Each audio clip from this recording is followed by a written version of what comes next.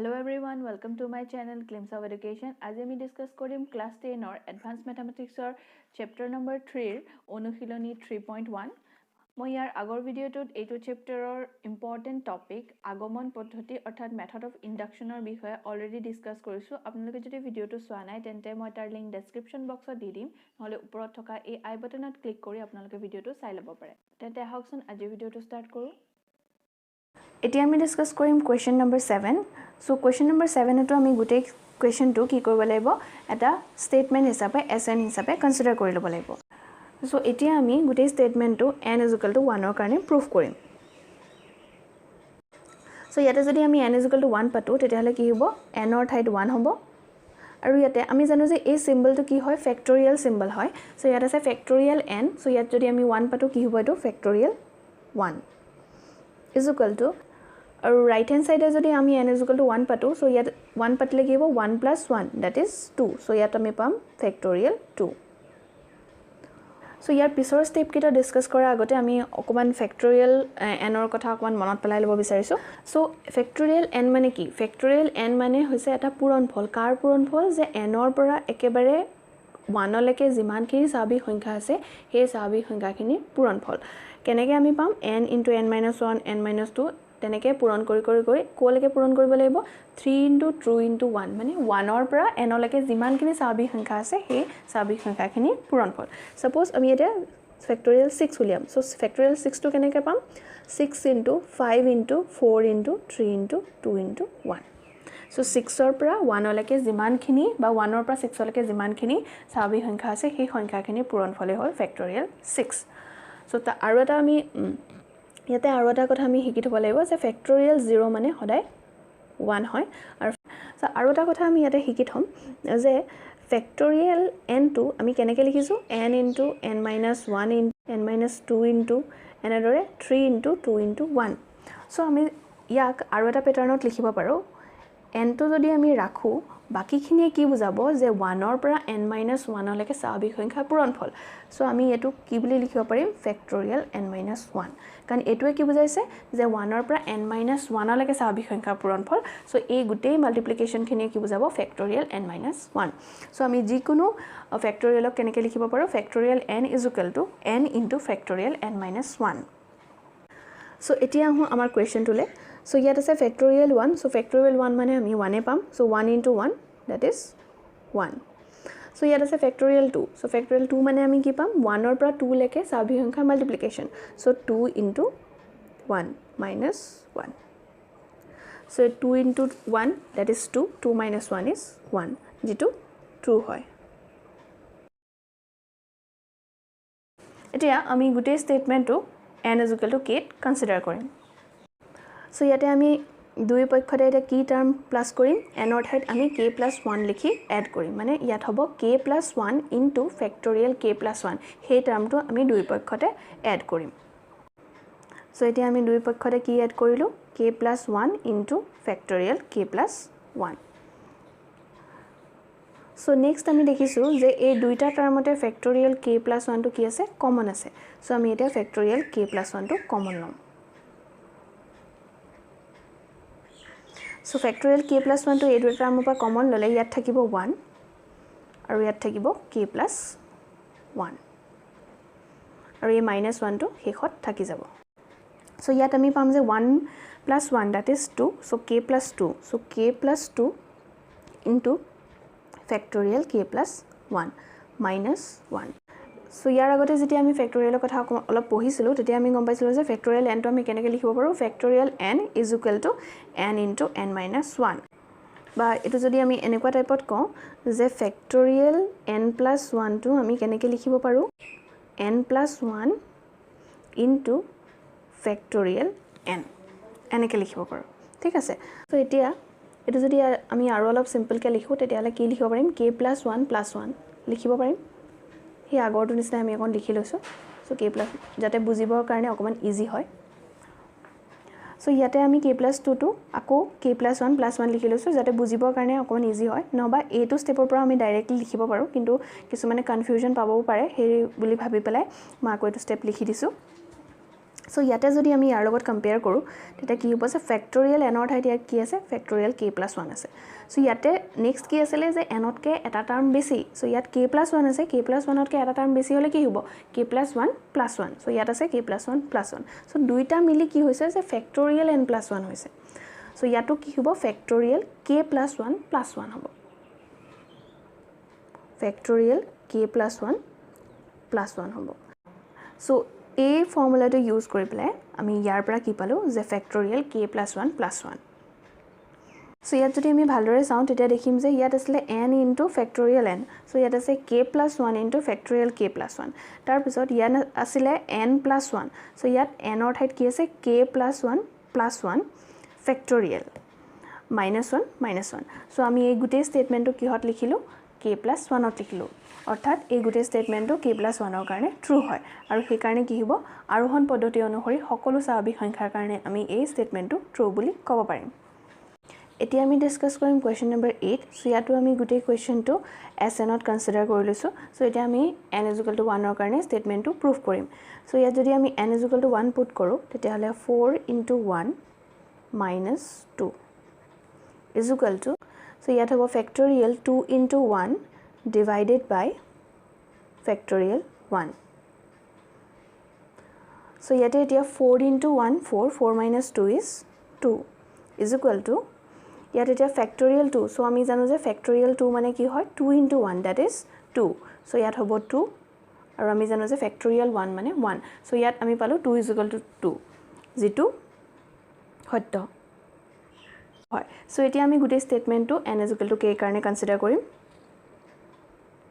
এটো কোৱেশ্চনৰ কাৰণে আমি কি কৰিব লাগিব যে এটা নিৰ্দিষ্ট টাৰ্ম দুই পক্ষতে পূৰণ কৰিব লাগিব আগৰ কোৱেশ্চন কেইটা যোগ কৰিছিলো কাৰণ সকলোবোৰ টাৰ্ম যোগ হৈ আছিল কিন্তু ইয়াত কি হৈ আছে সকলোবোৰ টাৰ্ম পূৰণ হৈছে 2 * 6 6 * 10 * 14 up to 4n - 2 সো ইয়াত যেহেতু মাল্টিপ্লাই হৈ আছে সো আমি এটা নিৰ্দিষ্ট টাৰ্ম দুইফালে মাল্টিপ্লাই কৰিব লাগিব সো ইয়াত এতিয়া আমি কি টাৰ্ম মাল্টিপ্লাই কৰিম আগতে যেনেকৈ আমি k+1 পুট কৰি চাইছিলো n ৰ ঠাইত ইয়াতো আমি ঠিক একে ধৰণে n ৰ ঠাইত k+1 পুট কৰি পেলাই যেটো টাৰ্ম উলাই সেই টাৰ্মটোৱে আমি দুই পক্ষতে মাল্টিপ্লাই কৰিম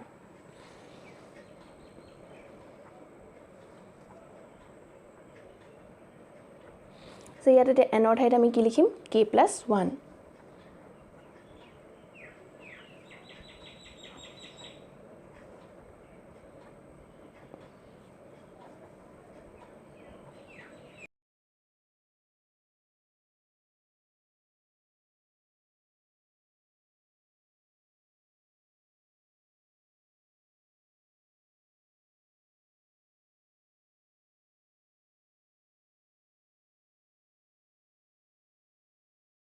So etu jodi ami simple ke likho tete hobo 4k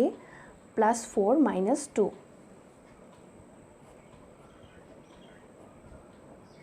so yat ami palo 4k plus 2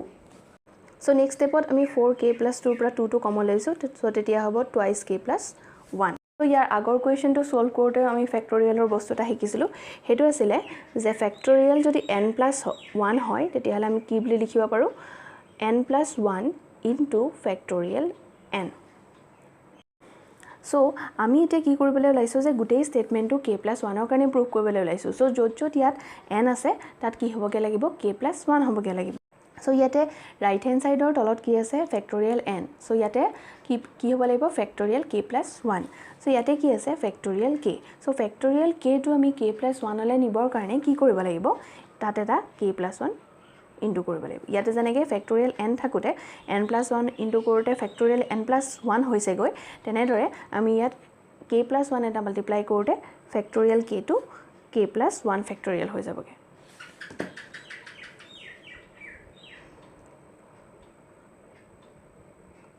so এতিয়া আমি লব হৰ দুইটাতে k+1 এটা মাল্টিপ্লাই কৰিম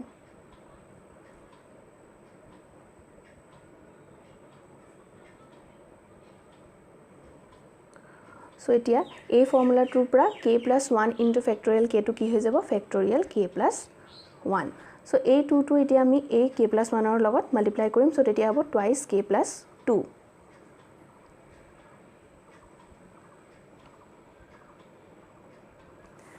so সো এতিয়া আমি যদি ভালদৰে চাওঁ তেতিয়ালে গম পাম যে টুৱাইস k ৰ পিছৰ টাৰ্মটো নেচাৰেল নাম্বাৰটো কি হ'ব twice k + 1 so twice k + 1 ৰ পিছৰ নেচাৰেল টাৰ্মটো কি হ'ব টুৱাইস k + 2 সো এনেদৰে ফেক্টৰিয়েল টুৱাইস k ৰ লগত কি মাল্টিপ্লাই হৈছে তাৰ পিছৰ দুটা স্বাভাৱিক সংখ্যা মাল্টিপ্লাই হৈ আছে সো ইয়াৰ ঠাইত আমি কি লিখিব পাৰিম ফেক্টৰিয়েল টুৱাইস k + 2 সো কাৰবাৰ যদি এইখিনিতে অকন কনফিউজন আছে তেতিয়া কনফিউজনটো দূৰ কৰিবলৈ মই অলপ এক্সপ্লেইন কৰি দিছো সাপোজ এতিয়া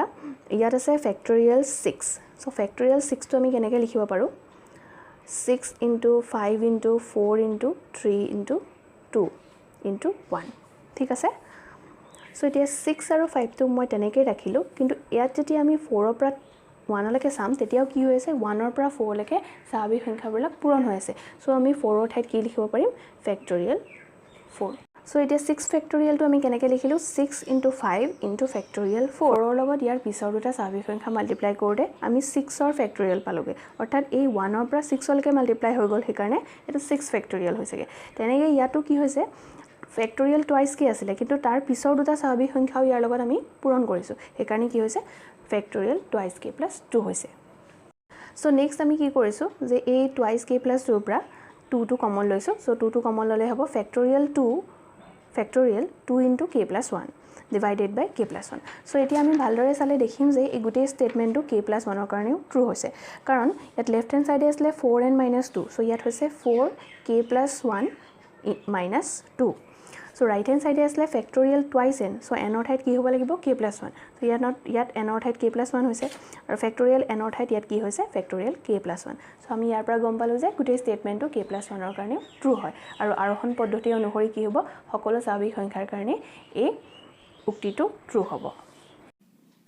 সো এতিয়া আমি ডিসকাস কৰিম কোৱেশ্চন নম্বৰ 9 সো ইয়াৰ আগৰ কোৱেশ্চন কিটা সলভ কৰোতে যিকিটা বেসিক স্টেপস ফলো কৰা হৈছিল এই কোৱেশ্চনটো সলভ কৰিবলৈ আমি সেইকিটা স্টেপে ফলো কৰিম ফাৰ্ষ্টতে আমি ইয়াত n = 1 ৰ কাৰণে প্ৰুফ কৰিম তাৰ পিছত n = k ৰ কাৰণে ট্ৰু বুলি কনসিডাৰ কৰিম তাৰ পিছত n = k + 1 ৰ কাৰণেও ট্ৰু বুলি আমি দেখুৱাম সো ইয়াতে খালি ডিফাৰেন্সটো এটোৱে হ'ল যে ইয়াত ইকুৱেল সাইন নাই লেস দেন সাইন আছে সো এতিয়া আমি এই গোটেই ষ্টেটমেন্টত n = 1 পাতি চাম সো ইয়াত যদি আমি n = 1 পাতো তেতিয়া হলে কি হ'ব 2 * 1 + 7 লেস দেন সিম্বল হ'ব তাৰ পিছত ইয়াতো আমি n = 1 পাতিম সো ইয়াতে এতিয়া 2 * 1 is 2 2 + 7 is 9 less than 1 + 3 is 4 4 square টো কিমান হ'ব 16 সো ইয়াতে আমি কি পাইছো যে 9 is less than 16 not টো 16 তকৈ সৰু হয় আৰু যেটো ট্ৰু হয় সো ইয়াৰ পৰা আমি পালো যে n = 1 ৰ কাৰণে এই গোটেই ষ্টেটমেন্টটো কি হয় ট্ৰু হয় তাৰ পিছত এতিয়া আমি n = k ৰ কাৰণে গোটেই ষ্টেটমেন্টটো ট্ৰু বুলি কনসিডাৰ কৰি লম ইয়াৰ পিছত আমি এতিয়া n = k + 1 ৰ কাৰণে ষ্টেটমেন্টটো ট্ৰু হয় নে নাই হেতু চেক কৰিব লাগিব সো তাৰ কাৰণে আমি কি কৰিম যে এই লেফট হ্যান্ড সাইডত n = k + 1 পাতি চাম সো ইয়াত আছে 2 * n সো ইয়াত হ'ব 2 * k + 1 + 7 = আমি এটো এনেকৈ লিখিব পাৰো টুৱাইস k + 2 + 7 নেক্সট আমি টুৱাইস k + 7 টো আমি আগলৈ লৈ আহিলো +2 সো আমি আগতে পাইছিলো যে twice k + 7 is less than k + 3 whole square so এই টুৱাইস k + 7 টো কি হ'ব k + 3 whole square তকৈ সৰু সো ইয়াতে আমি less than সিম্বলটো ইউজ কৰিব পাৰিম আৰু ইয়াত আমি লিখিব পাৰিম k + 3 whole square সো 2 টো জেনেৰেলি ইয়াত আছিলে ইয়াতো তেনেদৰে থাকি যাব সো এটো যদি আমি এক্সপান্ড কৰো তেতিয়া কি হ'ব k² + 2 * 3 * k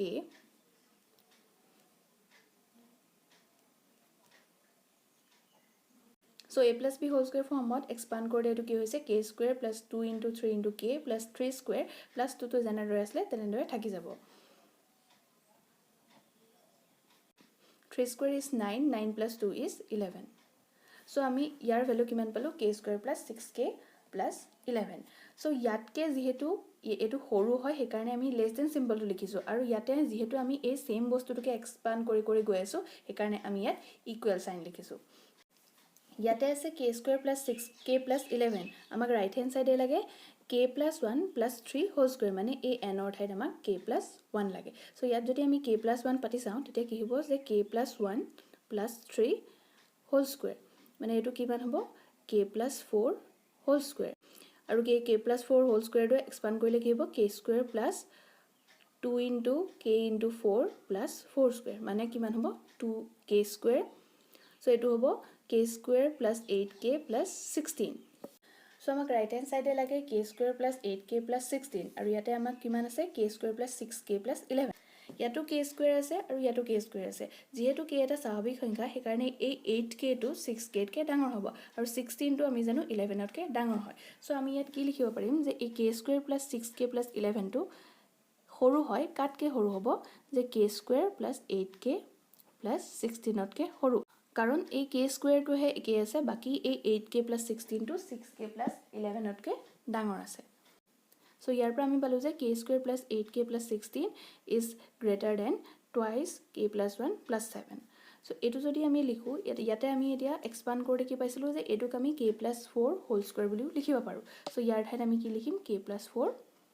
হোল স্কয়াৰ আৰু তাৰ ঠাইত আমি লিখিব পাৰো k plus 1 plus 3 whole square হেখত আমি পালো যে 2 into k plus 1 plus 7 to k plus 1 plus 3 whole square কে সৰু হয় সো কাৰণ ইয়াত দুইটাতে লেস দেন সিম্বল আছে সেই কাৰণে এই left hand side to right hand সাইডতকে সৰু হ'ব ইয়াৰ পৰা আমি পালো যে আমি যেটো স্টেটমেন্ট কনসিডাৰ কৰিছিলো সেই স্টেটমেন্টটো k plus 1 ৰ কাৰণেও ট্ৰু হয় আৰু তাৰ পৰা আৰোহণ পদ্ধতি অনুসৰি আমি পাম যে সকলো স্বাভাৱিক সংখ্যাৰ কাৰণে এই স্টেটমেন্টটো ট্ৰু হয় ভিডিওটো চোৱাৰ বাবে ধন্যবাদ বাকি থকা টপিকবোৰ মই মোৰ নেক্সট ভিডিও ডিসকাস কৰিম ভিডিওটো চাই যদি ভাল পালে দেন লাইক কৰিব শেয়াৰ কৰিব আৰু সাবস্ক্ৰাইব কৰিব আপোনালোকৰ সাজেশনছ আৰু কোৱেৰিজবোৰ কমেন্ট বা মেইল কৰি জনাব পাৰে থ্যাংক ইউ